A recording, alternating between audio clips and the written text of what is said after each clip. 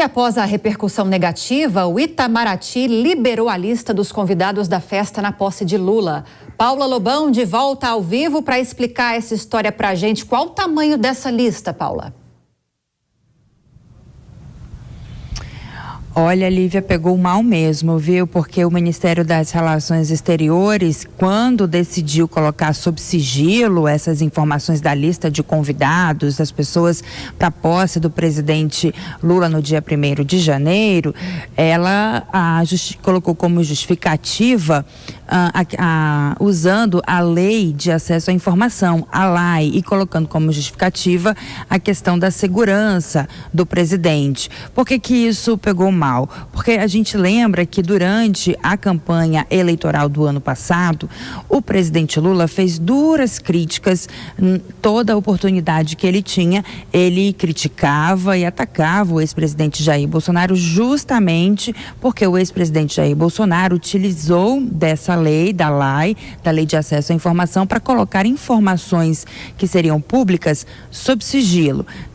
Essas informações, então, não poderiam ser divulgadas. E aí o Ministério das Relações Exteriores faz exatamente o mesmo, coloca sob sigilo essa lista e com a mesma justificativa, para não comprometer a segurança do presidente, do vice-presidente e dos seus respectivos familiares, cônjuges e filhos. Por isso que essa situação repercutiu mal, pegou mal, e agora o Ministério das Relações Exteriores decidiu divulgar essa lista, vir a público com essas informações e tentar parar com essa repercussão negativa diante do governo Lula, que tanto criticou a mesma situação feita pelo ex-presidente Jair Bolsonaro, que, como por exemplo, colocou sob sigilo o cartão de vacina, os dados do cartão corporativo dos anos de 2019 a 2022, e agora decidem então colocar panos quentes nessa situação para ver se melhora essa má repercussão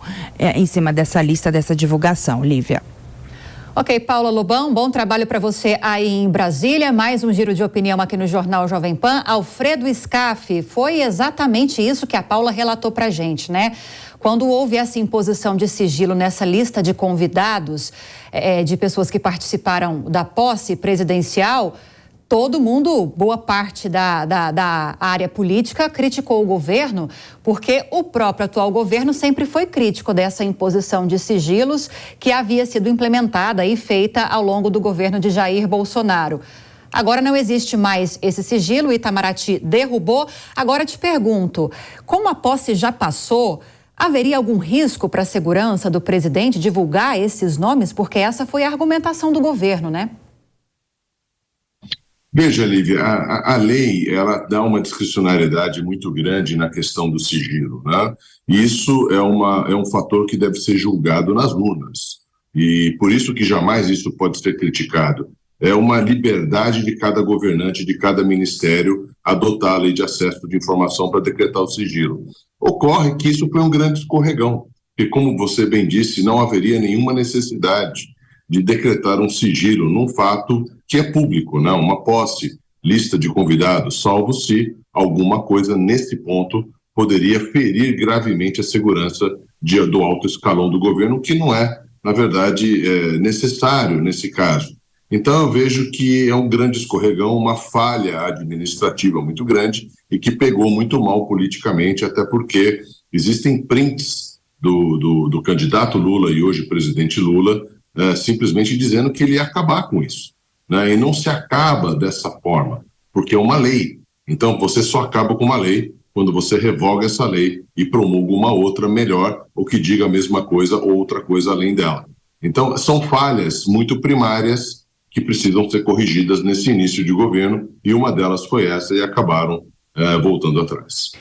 Agora, Suano, você acredita que seja necessário criar mecanismos ou então um aparato para regulamentar melhor essa questão de imposição de sigilos? Porque, como o Scaff explicou, é uma questão prevista na Lei de Acesso à Informação, né? A Lei de Acesso à Informação é uma prerrogativa do governo, mas em alguns casos isso não seria necessário e cria até um desconforto com os eleitores. É preciso que haja regras para regulamentar a imposição desse sigilo? Sim, a democracia ela exige que os governantes, por serem empregados do povo, prestem conta de todas as suas ações. Por essa razão, você tem a necessidade de sigilo, sim, para determinadas circunstâncias.